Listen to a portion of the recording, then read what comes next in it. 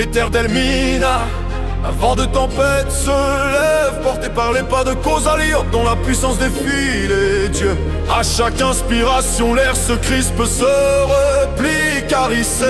Qui va devenir une arme entre ses mains? Sa panoplie plus 26% dommages sort scintille comme une comète, réveillant la fureur des cieux. Causa s'élance, canalise la force pure de l'air et déclenche zénith, une entaille de lumière à 10 000 dégâts, assez vif pour fendre le ciel lui-même.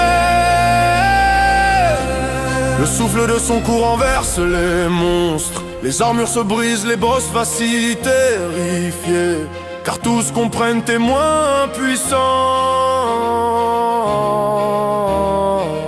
Quand Cause invoque Zénith, le champ de bataille lui appartient.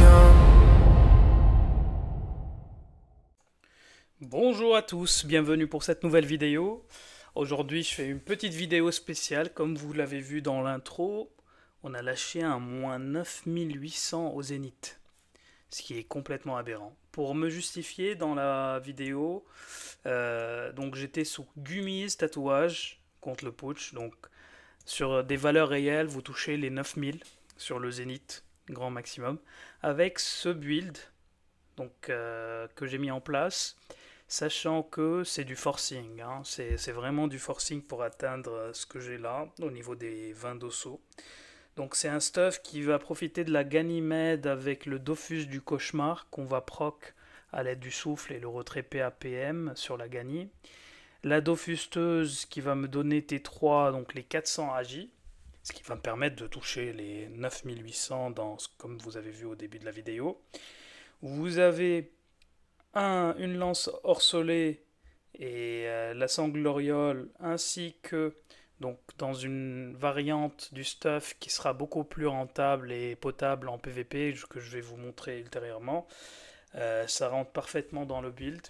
Donc là c'est que du full 2%, j'ai juste le PA sur le bouclier pour pouvoir retirer l'ocre et jouer en fait donc en 12-5. C'est pour ça que j'ai pas d'exo PM. À la mage, on n'aura plus les moins 10% de la Meriana, sachant que la Meriana que j'ai là donne 6% de dommages au sort au lieu des 4. Et sur le mode potable, on va retirer notre Dofusteuse pour mettre une JH, donc pour gagner en plus des res en PVP. Et le reste est full 2%. Donc voilà, pour l'intro de la vidéo, j'avais ce build. Quand j'ai lâché le 9800 Zénith, il n'y a pas plus fort dans le jeu. Peut-être toucher les 10 000 avec le Zénith à l'aide de la variante au niveau du sort. Parce qu'il y a quand même une variante légère au niveau des G dans le sort. Donc peut-être ça tape les 10 000. Donc pour le titre putaclic, je vais laisser les 10 000. Donc là, sachant qu'il y a l'ébène qui proc derrière, bien évidemment. Donc le sort en lui-même, il tape du 8007. Je vais arrêter de faire le Marseillais. Donc pour ce faire, le stuff qui est rentable et qui est potable en PVP, on va plutôt partir sur ça en PVP. Donc là, je suis plus sur un stuff qu'on peut jouer en PVP, sachant que j'ai aucun exo PAPM, on est en full 2% sur le stuff. Donc regardez la GH, 6% que vous connaissez maintenant, 2%, 2%, 2%, 2%, 2%. 2%. Ici, je suis en full 2% parce que j'ai pas besoin d'exo PAPM à l'aide du Locre et du Vulbis et les bottes de Meriana. Je touche les 26% dommages au sort. Les res sont très belles partout, sachant qu'il me manque quelques res, notamment l'amulette cycloïde qui est complètement à chier, où il manque 1% et 1%. Donc au niveau des res, ça peut monter encore. Et la coiffe tournoyée, 1% qui peut monter aussi, mais on est en PVP, on profite de la jage, du coup, on s'en fout. Et sur ce fait, du coup, ce qu'on peut faire, c'est de jouer avec moins de dosso et mettre nos exos donc en PVP. On peut jouer comme ceci, regardez. Donc là, je vire mes 2-2, je suis en 22%. J'ai besoin de ni d'ocre ni de vulbis en PVP. Sachant que à la mage, donc je peux ajouter mon Dokoko.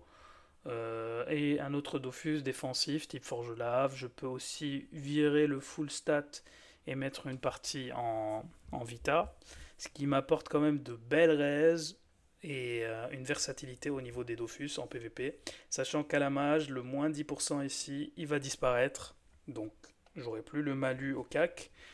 Donc ça augmentera le tankiness. Et en plus de ça, vous pouvez aussi jouer en 6 PM à l'aide du Vulbis, voire un 7 PM si on ajoute le Vulbis et l'abyssal dans le mode. Et ça ouvre aussi des petites variantes, notamment sur l'anneau, où on peut mettre l'orthographe, etc. pour gagner en PO et au niveau des dos, mais tout en restant avec une base de dosso importante et optimale. Donc je vais vous montrer un peu en mode normal ce que ça peut taper. Donc là je suis en ébus, etc. Et j'aime bien montrer ça. Parce que là je vais pas abuser, je vais juste prendre mes PM. Tac. Je vais faire ça. Je suis en 100% crit. Tac, avec la puissance. Et après j'ai une base de 80% et plus sur les autres sorts. Sachant que ici, si je pars sur un perso, donc, et que je duel par exemple, là le putsch il a 10 000 points de vie. Hop, je lui lâche un gros zénith à 6000 quasiment.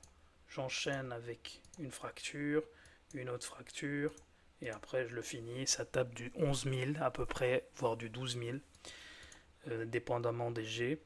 Et ça, c'est typiquement un mode qu'on. C'est compliqué à faire. Hein. C'est les items, les sortir en 2%, c'est pas facile. C'est un but and game. Et je pense que j'ai fait le tour de ce mode. J'espère que vous avez bien apprécié la vidéo.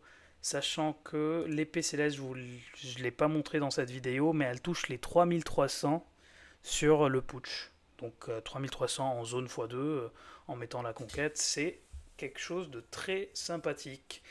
Voilà, les amis, j'espère que vous avez apprécié cette vidéo et moi je vous dis à la prochaine.